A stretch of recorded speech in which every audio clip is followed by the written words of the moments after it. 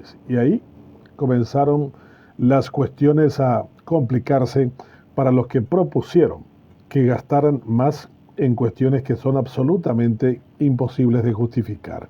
Nadie cree que ni el presidente, ni los ministros, ni los legisladores, ni los ministros de corte tengan que ganar más, viendo la calidad de gestión que tienen en cada uno de los cargos que ostentan. Esa es la cuestión de fondo que tendría que ponerse en el ámbito de la discusión, y para eso está el Congreso. No se puede decir, no vamos a debatir esto, no nos interesa, vamos a aprobar a libro cerrado. No, esa no es la función que tiene un parlamento. La palabra parlamentar viene de parlar, de hablar. Y si se renuncia a eso, se está renunciando a una cuestión central de la democracia. Saludamos a cada uno de nuestros oyentes que nos siguen a través de Facebook Live, a los que lo hacen también a través de emisoras del interior, canales de televisión y el diario El Independiente, en este clásico comentario de inicio de programa de 3 temas en 3 minutos.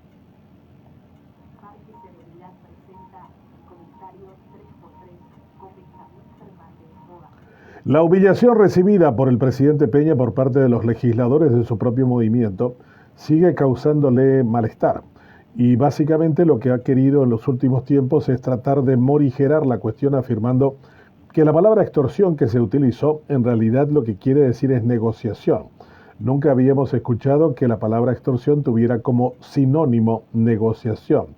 Cuando se negocia, se habla en términos iguales para tratar de encontrar un elemento de conveniencia en común. Cuando se extorsiona, se sobrepone una acción que es contraria a los intereses comunes y solo beneficia al sector extorsionador.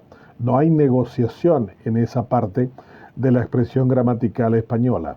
Lo que tendría que entender el presidente detrás de una cuestión como esta es que ha proyectado una situación de debilidad enorme, porque si el Ejecutivo, ante la propuesta extorsionadora de los legisladores de su propio movimiento, termina presentando una acción que luego se arrepiente y retira por el escándalo que supuso ante la opinión pública, lo que realmente queda en la imagen de la gente es un presidente débil, dependiente, sin autonomía, sin capacidad de imponer una voluntad, que ha sido el mandato que recibió de parte de los electores el pasado 30 de abril y el que asumió el 15 de agosto último.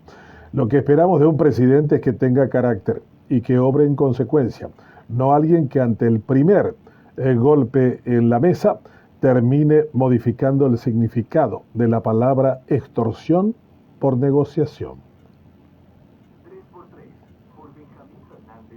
La ley del presupuesto general de gastos de la nación debe ser, como toda ley, discutida en el Congreso. No tiene que ser aprobada por una mayoría aplastante y en forma cerrada, sin abrirse al debate que tiene que implicar el hecho de discutir el elemento central de acerca de cómo se gastan los recursos públicos, los aportes en forma de impuestos que cada uno de los paraguayos aportamos todos los años para el sostenimiento del Estado y sus fines y actividades.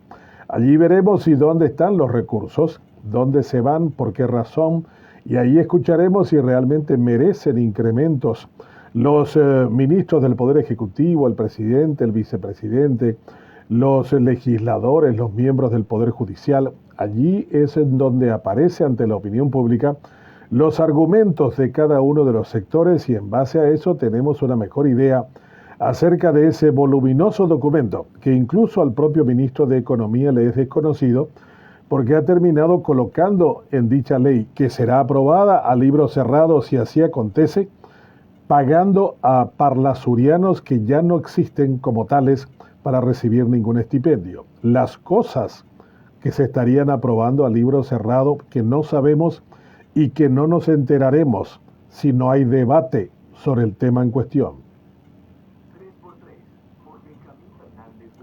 Continúan las visitas de emisarios norteamericanos sobre el tema de la corrupción en el Paraguay. Esperemos de que todo este tema de recolectar información no termine en simplemente una cuestión de carácter protocolar. Mientras el abogado de Cartes, Pedro Velar, afirma de que realmente todo es un montaje. hecho desde algún sitio con el acompañamiento de la prensa local para dejarle en un mal sentido a Cartes ante la opinión pública, ante los sectores políticos y ante la economía en general. El argumento va perdiendo fuerza también desde el ángulo de la defensa del propio Ovelar, que en este caso trata de colocar a la libertad de prensa y a la libertad de expresión como las culpables de la mala imagen que tiene Horacio Cartes. Eso va a significar todavía mucho mayor trabajo de carácter literario, imaginando escenarios que no se van a cumplir porque sencillamente no tienen un basamento lógico ni real. El debate está siendo proyectado desde un ángulo en donde la cuestión es perder tiempo acerca de si este elemento delirante vale la pena tomarlo en cuenta o no. Este tipo de mecanismos distractores ha sido muy frecuente en los últimos años y se ha reproducido todavía de manera mucho mayor a través de las redes sociales en el mundo. No es de extrañar que todo esto termine sencillamente en la nada y como un argumento más utilizado por un abogado para justificar el salario que recibe de su mandante.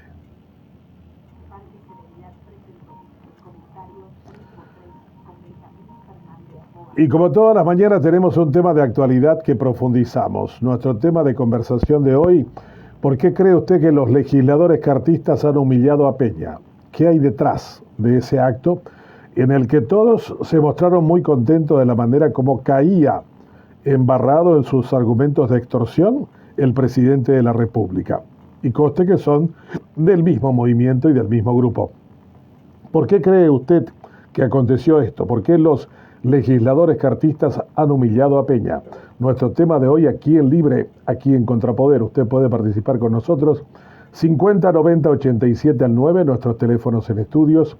0972 43 96 42 en el WhatsApp y lo mismo también en la red social de Twitter, donde hemos colocado 4 puntos en el sondeo habitual que discutimos aquí en la mañana de Libre, en la mañana de Contrapoder, donde vive la palabra.